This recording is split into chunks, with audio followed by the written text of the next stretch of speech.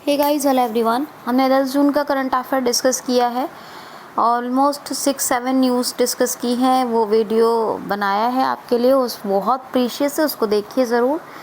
अच्छा, उसमें हमने एक न्यूज़ ये डिस्कस की थी कि वो तो आपको समझ में आ गया होगा, पर्ल एक्सप्रेस है ना, सिंगापुर का जहाज़ है, कोलंबो के पास जो है बंदरगाह में डूबा है। इसके बारे में पूरा बता दिया था आपको, और ये भी बताया था कि अनूप चंद्र पांडे नए चुनाव आयोग चुने गए हैं, ये भी बता दिया था आपको। और ये भी बता दिया था कि 2020-21 के भारत मुक्त अनीमिया इंडेक्स में एमपी शीर्ष पे रहा है। ये सारी न्यूज़ मैं बता चुकी हूँ। तो अनीमिया, अब इसके एमपी के फैक्ट सुन लीजिए कि भोपाल कैपिटल तो है ही, वो तो बता दिया था सब। अच्छा, कौन कौन सी योजना है? एक तो जीवन अमृत, जीवन शक्ति, निष्ठा विद्युत मित्र, संकल्प योजना बुजुर्गों की सहायता के लिए, और एक झाबुआ डिस्ट्रिक्ट में शुरू हुई थी दीदी वाहन सेवा, ये भी एक योजना शुरू हुई थी। प्रवासी श्रमिक आयोग, श्रम सिद्धि योजना, सबको रोजगार मिलेगा योजना, कुशल श्रमिकों के लिए रोजगार सेतु योजना, प्रवासी श्रमिक आयोग, हाँ हो गया। और एक चरण पादुका पहल, टॉप पेरेंट टैब बच्चों स्टूडेंट्स के लिए आया था। और जो है किल कोरोना अभियान, इंतज़ार आपका टूरिज्म को बढ़ावा देने के लिए। और नेशनल पार्क कौन कौन से? बांधवगढ़, माधव, पेंच, पन्ना, कान्हा, संजय, सतपुड़ा। ठीक है, तो ये सब न्यूज़ क्लियर हो चुकी हैं। इसमें अब हम जो अगली न्यूज़ ले रहे हैं इसके बारे में सुनिए। हाल ही में किस देश ने अपना मौसम उपग्रह फेंग यून 4बी क्या फेंगयून 4B बनाया है? तो नाम से ही समझ में आ गया होगा, नाम से ही समझ आ गया होगा। फेंगयून 4B किसने बनाया है? चीन ने बनाया है, मौसम उपग्रह है। सैटेलाइट्स भी बहुत सारे बनाए हैं, स्टार 6 बनाए हैं, सिंगयून बनाया है, 201, 202 लॉन्ग मार्च के बहुत सारे बनाए हैं। और मैनेजर ने क्या क्या आपको बताया है। हाई स्पीड मैनलीव बनाया है ना, इसका सफलतापूर्वक परीक्षण किया था। और जी, इसके बाद मैंने आपको जो है विदेशी पाठ्यक्रम स्कूलों में बैन हो गया है, ई वेस्ट प्रोडक्शन में नंबर 1 पे है। और जो है पाकिस्तान की हेल्प की है वैक्सीन बनाने में, अपने यहाँ साइनोफार बनाया है वैक्सीन और दवा। ठीक है, ये तमाम चीज़ें मैंने आपको बताई हैं। ज़्यूरोम बनाया है, मंगल मिशन पर पहला मार्स रोवर उतारा है इसको। चेंग-ई चंद्रमा के लिए मिशन बनाए हैं, आर्टिफिशियल सन बनाया है। तो ये सारे फैक्ट्स जो हैं चाइना के हैं। अब इतना वहाँ बताती तो कितना टाइम लगता है, इसीलिए अलग से एक वीडियो कर रही हूँ।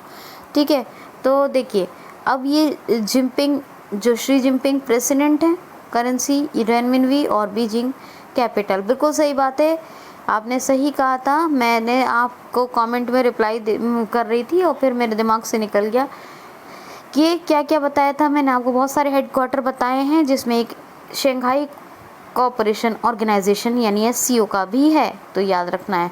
ठीक है, तो ये सारी न्यूज़ आपको क्लियर हो गई। 3 वहाँ करवा दी थी, एक ही छुट्टी हुई थी आज की न्यूज़, मैंने आज इसमें डिस्कस की है अलग से एक वीडियो में। ठीक है, अब नेक्स्ट देख लीजिए। क्वेश्चन है जी, देखिए, हाल ही में अभी ILO ने world outlook and employment report जारी की है, डेटा जारी किया है। World outlook and employment data किसने? ILO, इंटरनेशनल लेबर ऑर्गेनाइजेशन ने। इसमें 2020-21 में, हाँ 2021-22 में विश्व भर में बेरोज़गारी दर कितनी रहेगी? तो एक वर्ल्ड आउटलुक एम्प्लॉयमेंट रिपोर्ट के अनुसार ये रहेगी 5.7%। बेरोज़गारी, अनएम्प्लॉयमेंट रेट कितनी रहेगी? 5.7%। तो ये वर्ल्ड आउटलुक अनएम्प्लॉयमेंट रिपोर्ट जारी की है। तो इसमें बेरोज़गारी दर, अनएम्प्लॉयमेंट रेट कितनी रहेगी ILO के अनुसार? तो 5.7% रहेगी 2021-22 में। याद रखना, ILO के स्थापना इस 1919 में हुई थी। गाय राइडर इसके हेड हैं, है ना। अब बताओ, इतने फैक्ट्स मैं वहाँ पे कैसे कवर करने के, तो वह तो डेटा ही 1 GB डेटा तो वैसे ही लग गया उसमें, इतनी सी वीडियो में, तो कैसे डेटा मैनेज करते। इसीलिए अलग से बनाना पड़ा। और इसके अलावा जो है जिनेवा में इसका हेडक्वार्टर है। जिनेवा में WTO का भी हेडक्वार्टर है। WTO World Trade Organization. WHO का भी हेडक्वार्टर है। WHO World Health Organization. और ये ILO का भी हेडक्वार्टर है। स्विट्ज़रलैंड की कैपिटल है जिनेवा, याद कर लीजिए। नेक्स्ट देख लीजिए, हाल ही में अभी जो चिली द्वारा आयोजित इनोवेटिंग नेट ज़ीरो समिट में, क्या इनोवेटिंग नेट ज़ीरो समिट में भारत ने कौन सा मिशन पेश किया है? तो क्लीन एंड एक्सचेंज, कौन सा? Clean and exchange mission launch किया है अपने देश भारत ने। ये चिली द्वारा इनोवेटिंग नेट समिट है। क्या है? इनोवेटिंग नेट समिट चिली द्वारा आयोजित हुई है। चिली में इसका आयोजन हुआ है, इसीलिए कहा है चिली द्वारा आयोजित। इसमें भारत ने कौन सा मिशन लॉन्च किया है? तो ये पूछ रहे हैं। मैंने क्वेश्चन ऐसे ही बनाया है कि कौन सा मिशन, क्योंकि पूरी न्यूज़ पड़ी थी कि भारत ने एक मिशन लॉन्च किया है, तो यही क्वेश्चन आएगा तो, है ना। अगर पूछा जाए कि भाई इनोवेटिंग नेट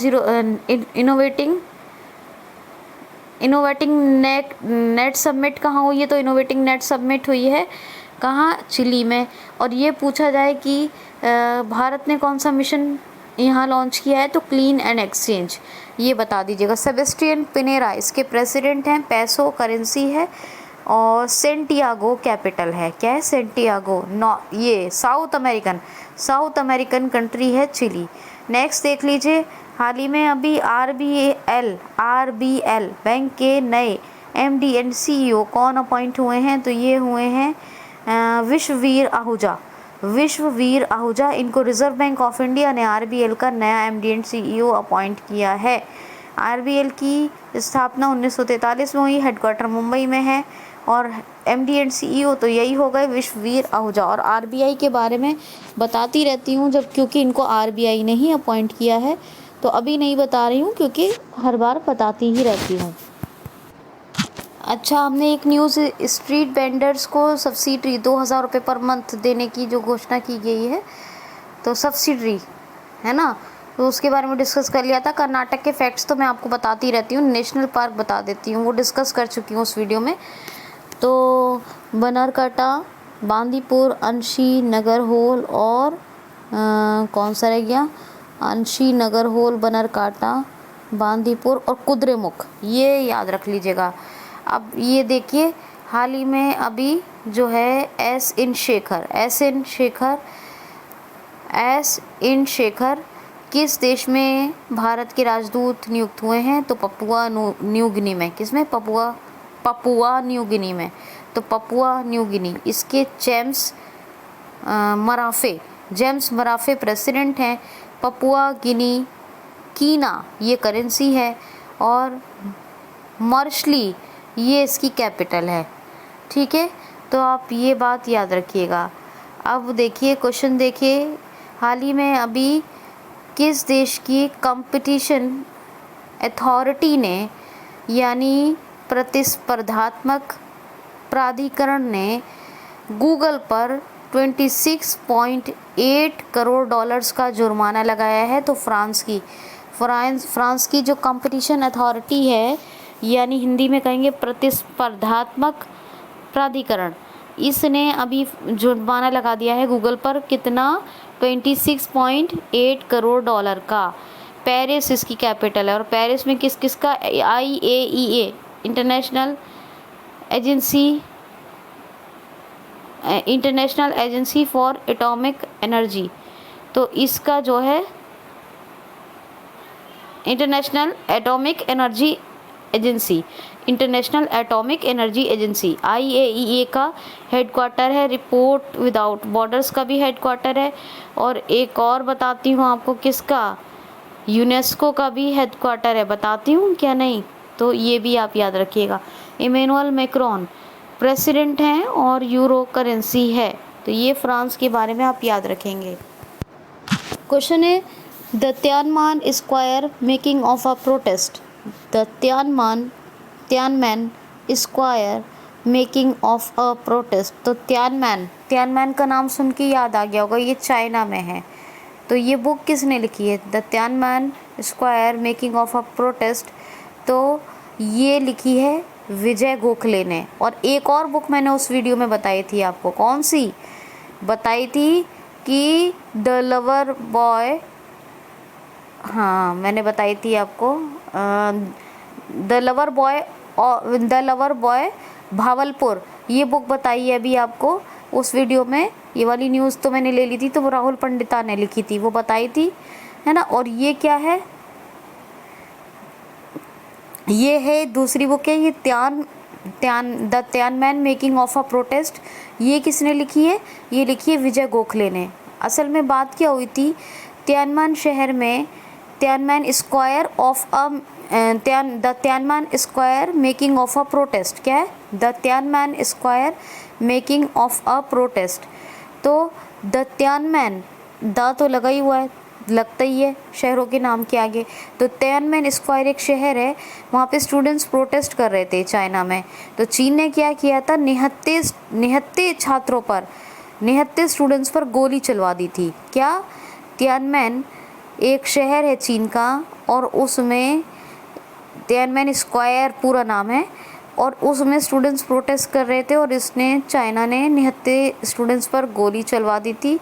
और उस टाइम पे विजय गोखले थे, हमारे उस वक्त जो थे भारत के राजदूत, तो वो वहीं थे तो चाइना में। तो उन्होंने इस घटना के ऊपर ये बुक लिखी है, the Tiananmen Square making of a protest, Vijay Gokhale ने। और ये मैंने आपको एक और क्वेश्चन बहुत इंपॉर्टेंट बताया था उस वीडियो में कि INS चक्र ये परमाणु हमला करने में एकमात्र सक्षम पनडुब्बी है जिसे भारत रशिया को वापस कर रहा है। तो आप ये याद रख लेना। रशिया के सारे फैक्ट्स वैसे मैंने वहाँ बताए थे, एक और बता देती हूँ। ज़िरकॉन मिसाइल का भी परीक्षण किया है, ज़िरकॉन मिसाइल का सफलतापूर्वक परीक्षण किया था रशिया ने, ये भी मैंने आपको बता दिया है, ठीक है। और ये तो मैंने आपको बताया था कि जो है द स्काई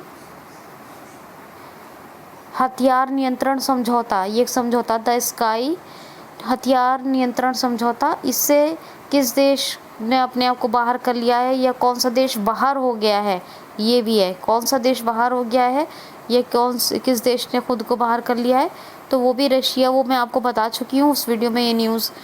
और ये भी बताया था कि राजेश पिंदलकर बन गए हैं नौसेना निर्देशक बन गए नौसेना संचालन के। किसके निर्देशक बने? नौसेना संचालन के। ये सारी न्यूज़ मैं आपके साथ डिस्कस कर चुकी हूँ। आज 4-5 न्यूज़ बची थी आपकी मुश्किल से, वो मैंने इस वीडियो में कवर कर लिए हैं। लाइक शेयर कमेंट सब्सक्राइब ज़रूर करें। अपना ख्याल रखें, खुश रहें। Thank you so much, thanks for watching.